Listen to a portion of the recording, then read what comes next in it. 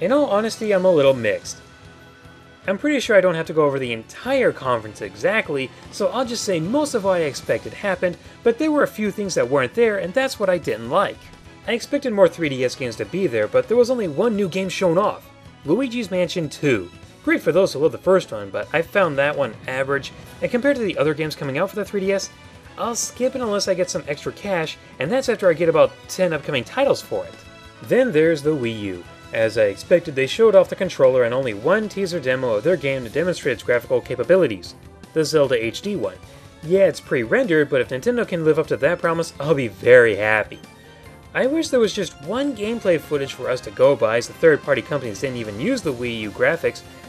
Oh well, that's what next year and possibly the Tokyo Game Show are for.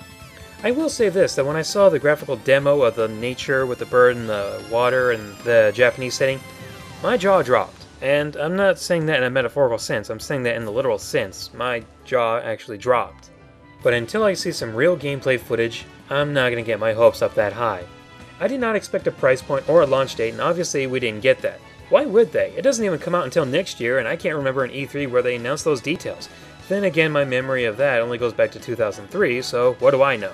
I'm not entirely sold on the controller, as it looks like they're trying to sell it off as a DS/classic controller and say it's new technology. Don't get me wrong, I'll be buying the Wii U, most likely on day one, but to put the game on the screen doesn't interest me that much, although the voice chat from the controller directly sounds great to me. Plus, it looks like you can use the Wii modes for this console, so maybe I don't have to pay for 3 extra controllers. At least, that's what I hope. And as I thought, Super Smash Bros. Strife was a fake, but I knew they would announce a brand new Smash Bros. Game, but having it for both the Wii U and 3DS is very exciting. And hearing about the possibility to transfer characters to the 3DS and customize them? Is this my 4th biggest change I would make for the next Super Smash Bros. Becoming a reality? I can only wait. My guess is sometime between 2013 and 2014. After all, development hasn't even started, and it's being made for 2 systems. So why am I mixed about this? Last year we had title after title after title being announced for the Wii and the 3DS. This year I felt like we saw most of those games again, titles for other systems for Nintendo's next system, and with the exception of Skyward Sword, there were no other Wii games there.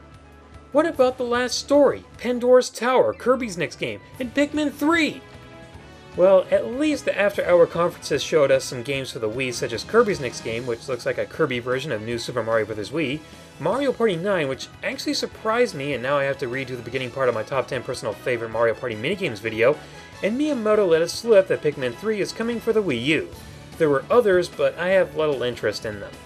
I just expected more 3DS titles, didn't get them. More Wii titles, got them later.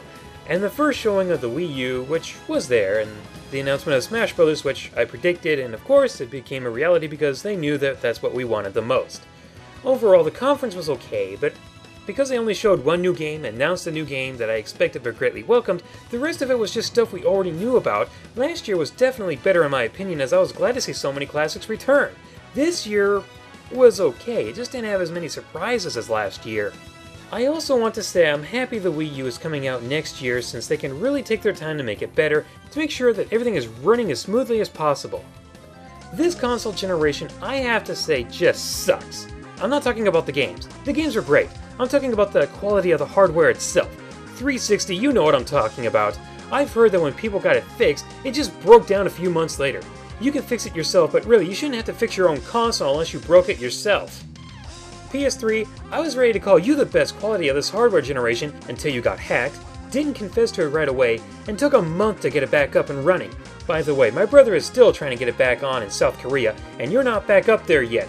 I tried to sign up for him on the website here, and you've been under maintenance every time I've tried. Failure.